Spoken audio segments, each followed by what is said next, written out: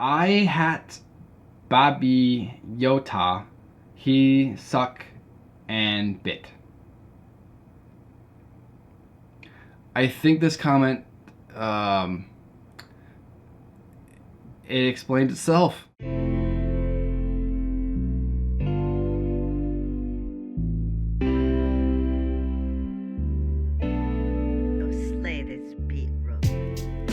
What's up, Net Soldiers? I'm Net Alliance. Welcome back to another video, guys. Today is the first edition of my Net Alliance versus Rotten Tomatoes series I'm thinking about beginning. I gotta give a quick shout out. This is partially inspired by a YouTuber named Adam Does Movies. I'll leave a link to his channel in the description below. He's got good content. I've been watching him for years. Definitely very underrated, so go check him out for sure. The reason why I say it's partially inspired is because I had an idea to do this video a long time ago and I had forgotten about it until recently. He did a video that was similar to this where he kind of did like different type of Rotten Tomato reviews on a specific movie, and I was like, oh, that's right, I forgot about that idea. So thanks, Adam. Now I guess we can start the video. Now, before we actually jump into this video, I want to say that this video is not meant to be malicious. It's not meant to attack the different reviewers on here, but some people have some bad opinions and I need to fix that, and that's just how it is. Now, of course, I'm joking. As you guys know with my channel, everyone is entitled to their own opinion, but I do feel like some people are missing the point in some things. So I'm going to be kind of just reviewing their comments and just kind of giving my thoughts on their opinions, giving my opinion on their opinion. So that should be fun. So if you guys want to see more videos like this, please want to like, subscribe, and notifications for more. So what I did was, any review that I saw that had 3 stars or less, I actually just screenshotted it, but I didn't actually read it. So this is all fresh to me too, so I'll just kind of process as we watch the video here. So hopefully this video doesn't take too long. I'm hoping for like 25 minutes, maybe less than that, hopefully, but whenever I plan to make videos shorter than it is, it doesn't work out that way. So without further ado, let us begin with our first one here. Now, this one is from a guy named Keith B, and he says, watch the original movies that this show is based upon. You'll be much more satisfied and have gained a greater appreciation for filmmaking. If you're not familiar with them, I suggest watching Akira Kurosawa's films, if possible, all of them, but The Seven Samurai should get you started. You can also watch the Sergio Leone's The Good, the Bad, the Ugly, and this show is neither original nor interesting. Okay, so I understand what this comment is going at. This guy is disappointed because the show really does a lot of callbacks to like older films. And here's the thing, I'm a massive fan of The Good, the Bad, and the Ugly. And this show definitely has that flair, but I think it does it different enough that it is, you could call it more original than I think this guy's saying. This guy's saying that it's not original at all. I disagree. I think it definitely has different elements that, yes, it does call back to different things that we've seen already in, you know, film and even TV shows and stuff, but I think that he's not given enough credit. It has enough originality that it is, while calling back to that stuff, it is its own true original story. So there are some different points where we see, like, you know, Dances with Wolves in episode 4. That's the theme that runs through there.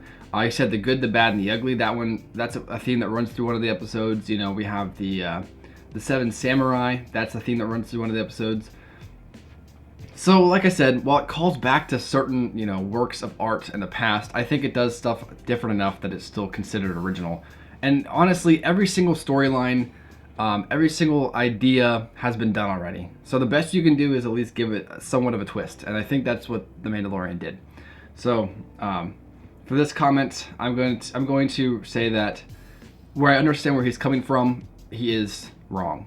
So there you go. All right, moving on to the next one.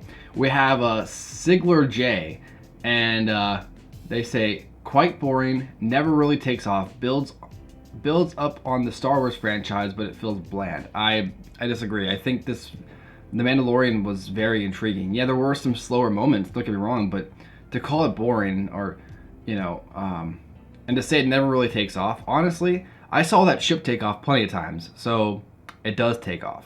Now, of course, I'm kidding, but at the end of the day, I don't know how you could even call this series boring. I mean, I understand the idea that if it's not for you, it's not for you.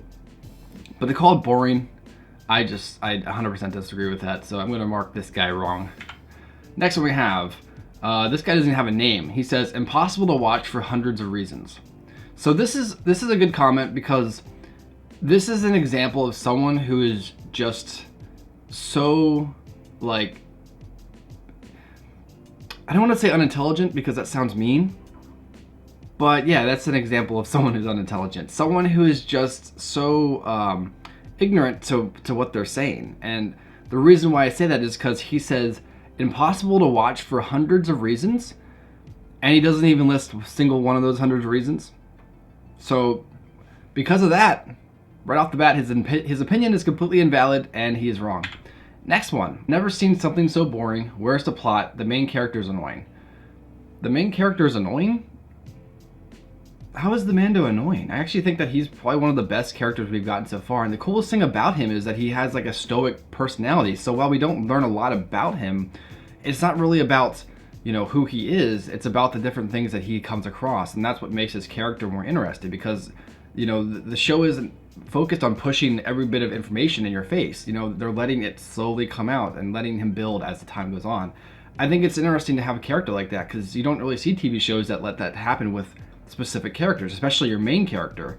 You know, not to really tell you exactly who he is, where he comes from, and they don't really explain much on his character. You kind of have to wait and keep on watching to get to that point. So while to say he's annoying, I don't understand that. I mean, I guess you could say, you could make an argument that he's underdeveloped, I guess, but you couldn't say annoying. I don't get that. Now, something boring. This show, it's not boring. There are some parts in it that do get slow. There are parts in it that are kind of held back due to the fact that it is owned by Disney. But when you say boring, invalid argument right there. And then he says, where's the plot? The plot is around Baby Yoda, or the child as I call it. So I mean, and just trying to save him and being the, the series is pretty much kind of like an escort mission. So some are calling Baby Yoda a MacGuffin because everybody wants him, and the Mandalorian is trying to save him. And there's a bunch of different type of MacGuffins, but at the end of the day, Baby Yoda isn't just technically a MacGuffin because he is his own being. He's not just like a standard item or something like that, like a holy grail. There's something more to him. So he could have his own story potentially. So I don't know. When it comes down to it, I think that I just think this comment altogether is just wrong. So sorry, Laura Croft. This time you're wrong. Moving on to the next one, we have Cole B, and he says Mando acted like an idiot and had way too much plot armor. So the plot armor thing, I have to give half point to this because truthfully, there's a lot of points in this show, especially like the last episode, two episodes where Mando is pinned down and he's standing out in the open and not getting shot by anyone.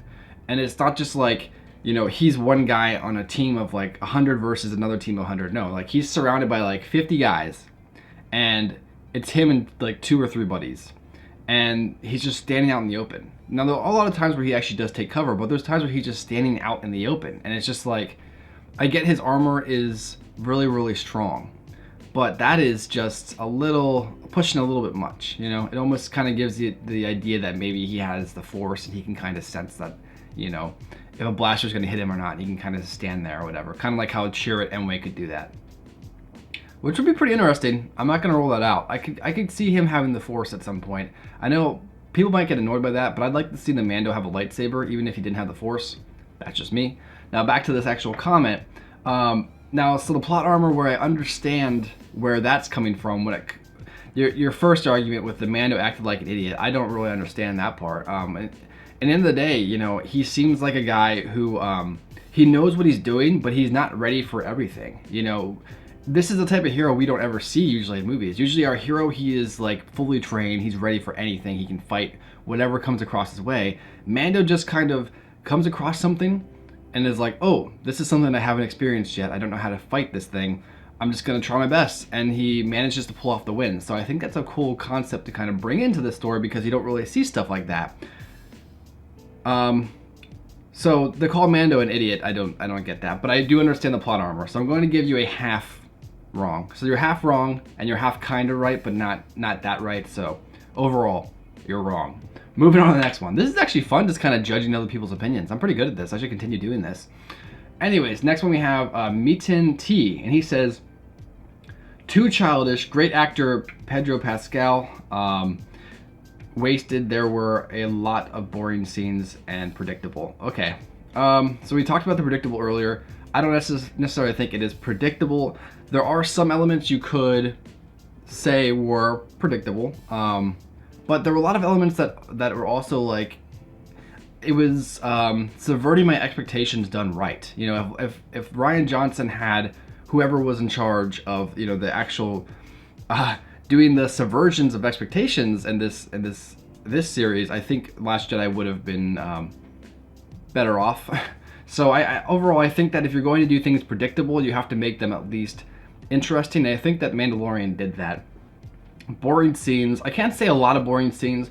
There were a couple scenes where you're just kind of like, you know.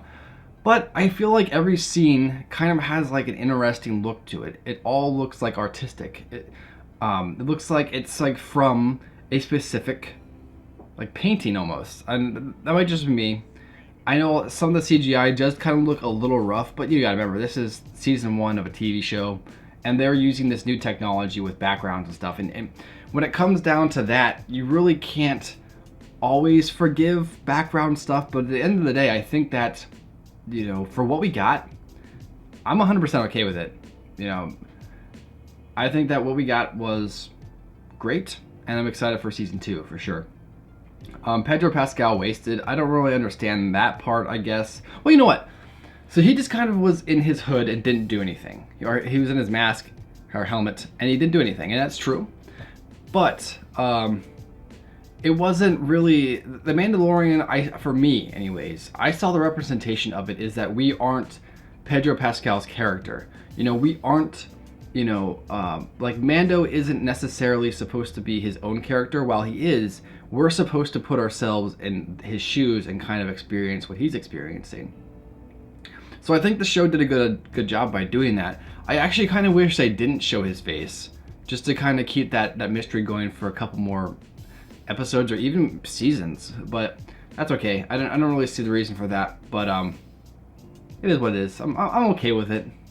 Now, childish, I can't really necessarily agree with that. There are some points that are a little much.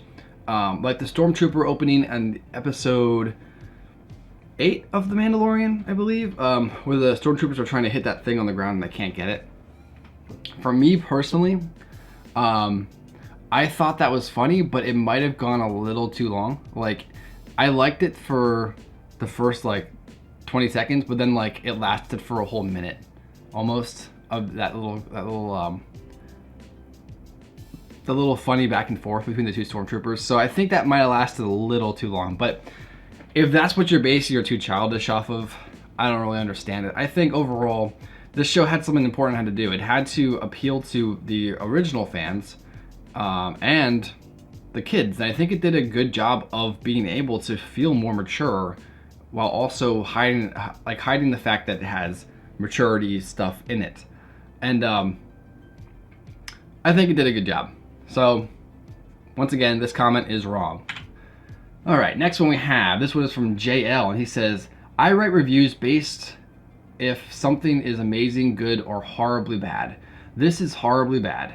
Okay, well, I don't know if I should read the rest of this because you're already wrong. So, the characters are flat, incorrect. There is no plot progression. They go all across the galaxy, being chased by Imperials and bounty hunters. What do you mean there's nothing going on? And if the Star Wars name was not attached to this show, would have been canceled already. Okay, I don't know if that argument can even be held up, because everything based on this show it has to be related to Star Wars. So that argument I don't think you can even really make. The main character is a stereotypical Western cowboy saving people. I will admit he does have like stereotypical moments about him, but I mean ultimately he's a character we've never actually really seen. I mean, sure, he's quiet, kind of like the lone gunman, like kind of like how they mentioned earlier was the good and the bad, the ugly. Clint Eastwood's character, he's a quiet good guy. You know what I mean?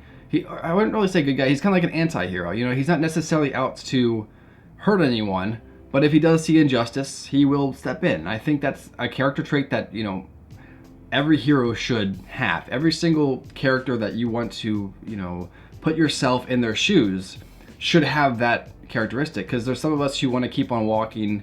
We see someone getting mugged, we want to keep on walking, but there's some of us who want to help, but honestly don't have the power to do that.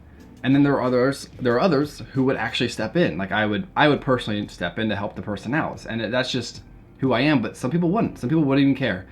So I think that the best type of character trait is to give this character more of a quiet, more personable personality, and then also to be able to rise to occasion if needed. And I think that's what his character is, and I think it's perfect the way it is.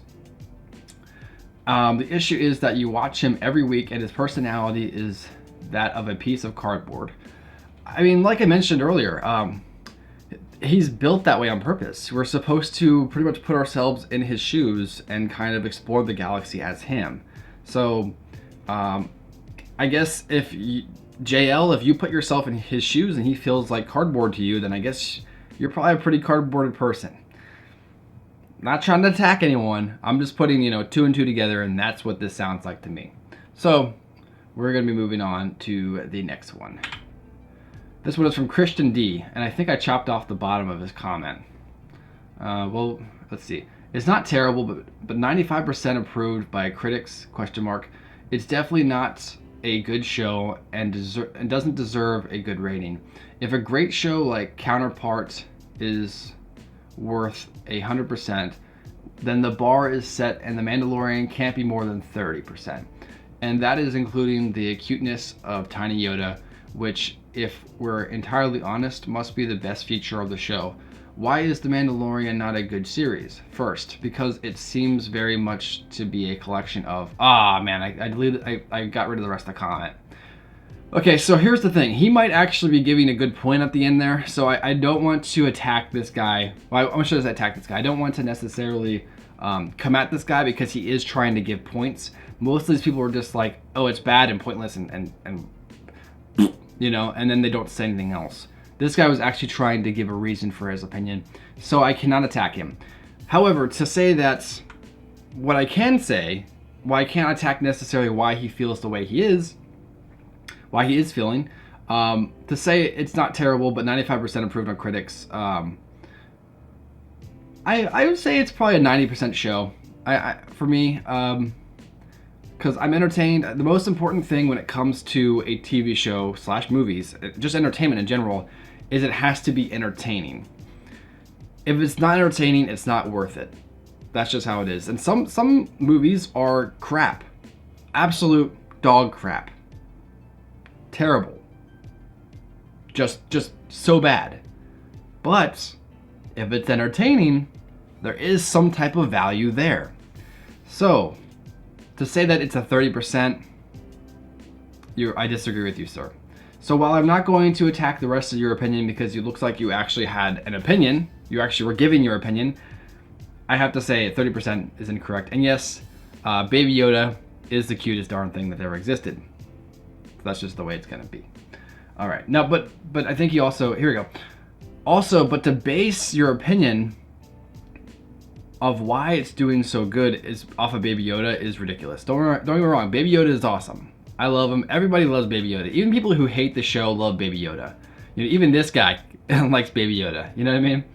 But there's more to the show than just that. You have characters who have, you know, interesting plot points about them.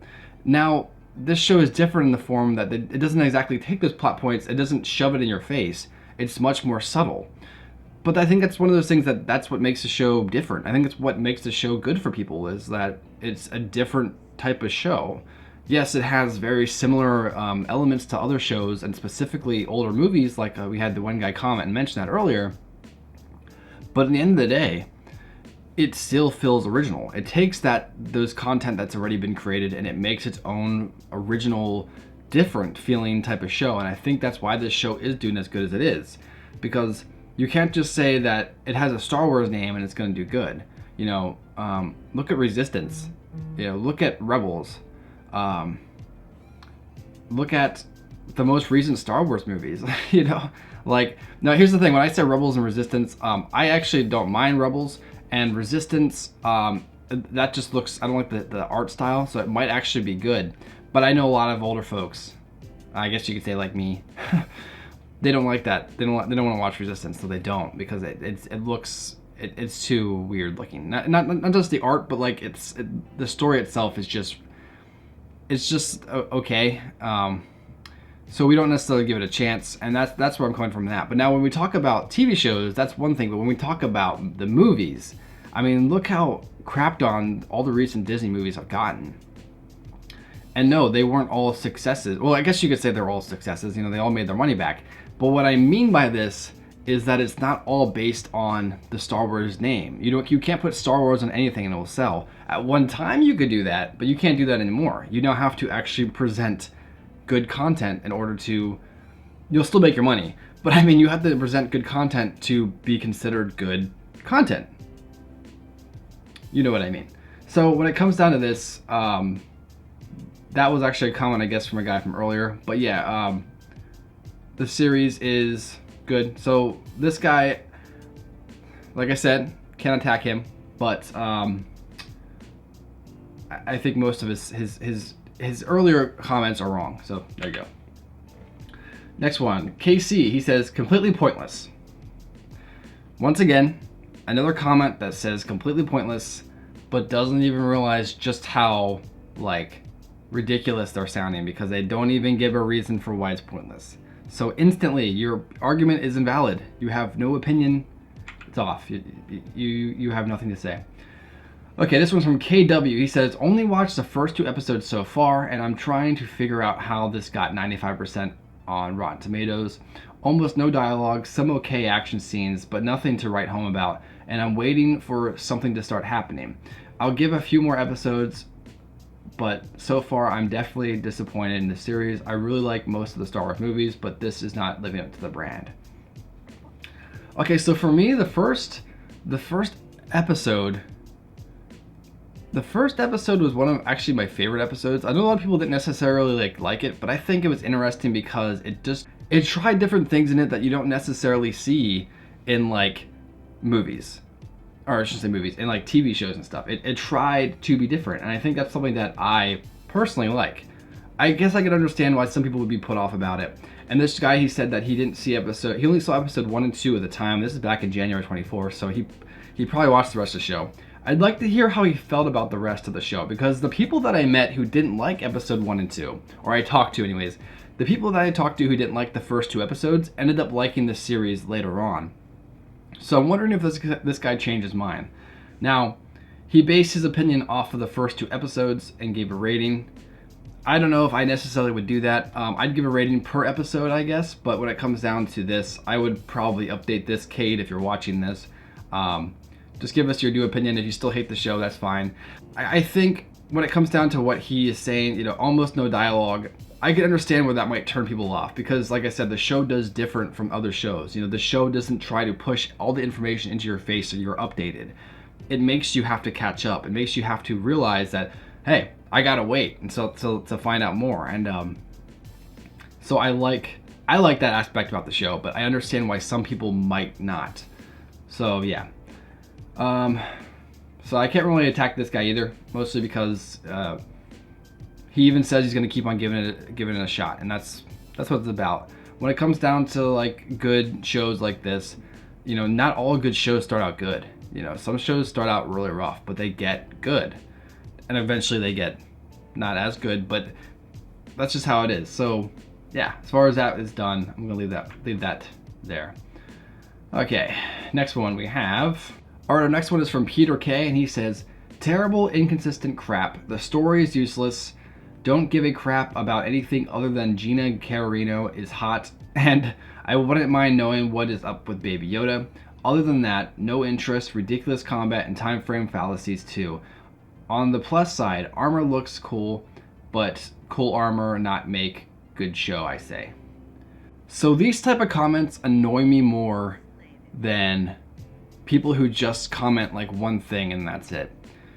Like for this, he's saying terrible, inconsistent crap. So pretty much what we have like other comments when people are just like, this show is crap, and they don't give any opinions on it. That annoys me. But when people say this show is crap, this is crap, this is crap, but they don't actually go into their own opinion on why they like, on things that they don't like. So for instance, he says the story is useless. What does that mean? What does the story is useless mean? Do you mean like it doesn't make sense with the rest of the TV shows? Does it mean it doesn't make sense with the rest of the movies? Like, what do you mean by useless? How can a story be useless? It's just, that's right there. His comment's invalid, honestly. But give a crap about any other than Gina Carano. Okay, yeah, she's pretty good looking.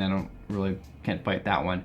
But he doesn't go into the specifics really. He just says pretty much he doesn't have interest in the show, and so it's crap.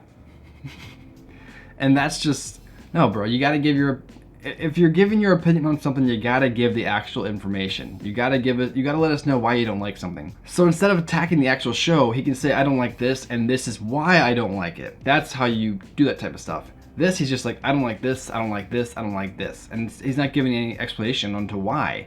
If you have no interest in the show, bro, then you don't like Star Wars, man. Just keep on moving. Don't even, there's no reason to even comment this. It's just ridiculous. I'm not going to waste any more time with this guy. Moving on to the next one, Tim L. I am still waiting for the phenomenal and witty dialogue, not to mention the fabulous and seat-grabbing action, but hey, I am only on episode 7. I am sure it will come at any moment, along with Pedro Pascal having more than 3 lines per episode. I am sorry, The Mandalorian is a boring snooze fest. The CGI looks right out of the early 80s. The character building does not exist, and the story, well, it falls flat. Bye-bye Disney Plus. Okay, so this guy, he's just a negative dude. You can tell. Like he's like one of those toxic gamer guys. Just by the way he's talking. I don't even know if I really want to tackle this comment just because of how uninformed and dumb it is. I usually will attack any comment I can, but when it comes down to it, this guy, nah, I'm not gonna waste my time. So I'm just gonna say this right away. He's pretty much wrong on all that information. If he doesn't like it, that's fine. But all the extra stuff that he listed for why he doesn't like it, it doesn't hold up. At least in my opinion. Okay, we're coming to our last 5. This video is definitely going to be longer than I expected, but that's the way it is. So this one is from Leonardo G, and he says, many cliches, poor executed fan services, ignores canon, and the actions could have more consistency. Okay, so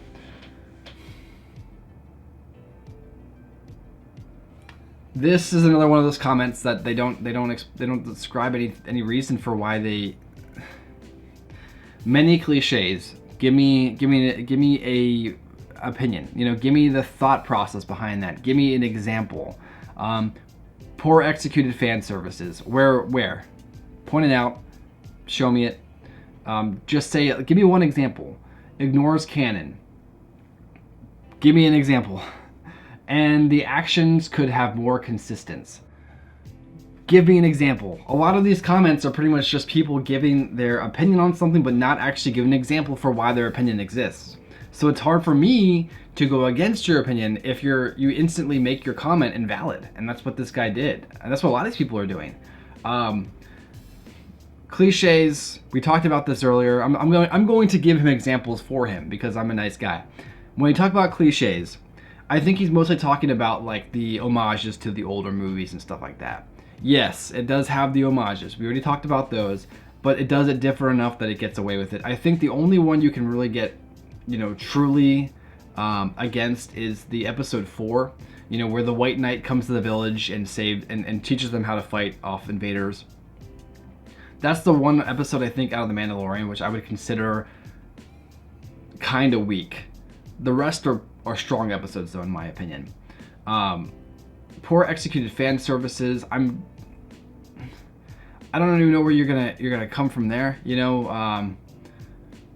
Is it because of Baby Yoda? Are you saying like Baby Yoda is a poor executed fan service? I don't really know. I need to hear why you think that. Next one is ignores canon. I'm trying to think of where it ignores canon. Is it because of Baby Yoda? Like I said, is it because of the Moff having the dark saber in the end? I don't know. See, this is what I mean, you guys. I like when you okay, when you're on Rotten Tomatoes and you are a fan, I get it. You don't have to put all the extra information and stuff on it. That's for the more credible critics. But for the future, when you're going to complain about something, give an example for why you're going to complain, because that is a better way to convince other people. Because instantly, if I'm reading this, if I see that, I'm going to completely ignore your comment and think you're dumb. And I'm just going to keep on moving, you know? And a lot of other people do that too. Now, some people are going to be like, well, it has one bad review out of, it has like 15 bad reviews out of hundreds. It must be bad, you know? But the truth is, no, you have to give actual information. It's like when you go on Amazon and you're looking for a product. If I go on Amazon and look for a product and I see a 1-star review with a bunch of other 5-star reviews, but I see a 1-star review and someone's just like, I hate this broom because it's a dumb broom. And it's like, give me information. Were you sweeping and did the broom break? You know, did you pull it out of the box and it snap in your hands? You know, you gotta give the information, guys. It's just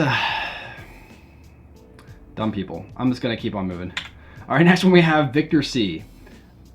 I hat Babi Yota, he suck and bit. I think this comment, it explains itself. Our next one is from Jeffrey B. He says, cliche, predictable, vastly overrated. So we talked about the cliches that happen in it. It's not as much as a cliche as much as it's just kind of paying homage to the stories that came before it. Predictable. Some parts, yes, but I think predictable in a way that it's different enough that it's not that predictable. Some parts, I can go like half and half with him there, and vastly overrated. And once again, another guy commenting has his opinion but doesn't have anything to back it up on. So while I'm explaining this comment to try to, you know, go deeper in giving him my own examples, when he should be the one giving me the examples so I could then judge his examples, I'm giving the examples for his comment so that I can then judge the examples I gave to him for his comment, because his comment didn't have examples because I had to make the examples for myself. So I made the examples that I can then compare for my examples because those are my examples. Well, they're actually his examples, and now they're actually my examples now because he actually didn't make any examples in the first place, so I had to make them for him. I'm starting to get heated. Also, what does vastly overrated mean? Once again, you gotta explain your reasonings, guys. Come on. For our second last one, this one is a kind of a longer one, but here we go. I cannot say that I was disappointed when watching The Mandalorian because I suspected that the show was being too much hyped, and watching it confirmed my suspicion.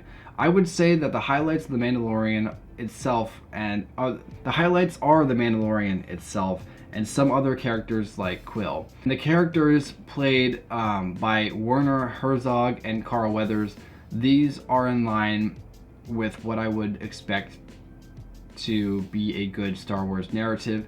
And of course, Baby Yoda. The introduction of the Mandalorian lore is also nice, but the plot could be considerably improved, and I cringed when watching some episodes, like episode 4 with the bad acting. Okay, so I talked about episode 4. Yeah, that definitely is the weakest. I'm gonna agree with him there. And here's the thing, guys. He actually gave an example of why he feels. Let's just give a clap for this guy. A little clap. He said why he didn't like the show, and he gave a reason for it. That's all you have to do when you're reviewing stuff, guys. And that's good. He even talked about Carl Weathers' character, you know, and the truth is, I'm okay with this comment. You know, this show is not for him. That's what he says. He says this show is not for him. He thought it was overhyped, and he was not surprised when it was actually overhyped. He gave it a chance. It's not for him. And he didn't attack it. That is how you make a good job, Flavio. You're the only person I think out of this entire thing, maybe like 2 or 3 people other before you. You actually you did a proper review. So good job. All right, now for our last one, we have Travis J. He says, this looked and felt like Star Wars and seemed true to lore. The real letdown was just how bland the story seemed to be. The overarching story picked up in the later episodes, but the first few were pretty boring, even with the introduction of Baby Yoda. Overall, there is a sense of intrigue and what might happen with the Moff, and what does he want from Baby Yoda? My prediction is something related to synthesizing force powers or anti-aging type. Yeah, I agree with that one. I think people overrated the show with the love of Baby Yoda and or how bad The Last Jedi was. They were looking for anything Star Wars to renew some hope that Disney won't completely F it up. Okay. So this is another comment where he at least kind of explained why he thinks the show is as successful as it is. The real letdown is the bland story. Okay, so he doesn't really explain why he thinks it's a bland story. He doesn't really explain why he doesn't like most about it. But he does explain the things he does like about it. So while your negative comments of this are pretty much invalid, you do explain later on that you think the reason for why the show is as good as it is because after The Last Jedi, people were looking for something good to latch onto. Something Star Wars good to latch onto. And regardless of how you felt about The Last Jedi, I think that is kind of true. The Baby Yoda thing, I think, might have helped a little bit, like a teeny bit, but mostly was because after The Last Jedi, people just really want to find good Star Wars stuff. And like I said, regardless of if you hate or like The Last Jedi, at the end of the day, it was a very divisive film. So to have a show like The Mandalorian come along and pay homage to the older stuff before it, but also be something like new and fresh, I think that's honestly why it did do as successful as it is, and why people might have overhyped it. But I do think it's still a good show. So while I disagree with you thinking that it is a boring show and bland, I think that it's still very, very good, and I'm excited for season 2. So there you go, guys. That is Net Alliance versus Rotten Tomatoes for today. Did you guys enjoy this video? Do you want to see more videos like this? Do you want to see me tackle Rotten Tomato scores on like the rest of the Star Wars movies? Let me know in the comments below. Please remember to like, subscribe, and turn notifications for more videos. And until next time, guys, I'll catch you later. Peace.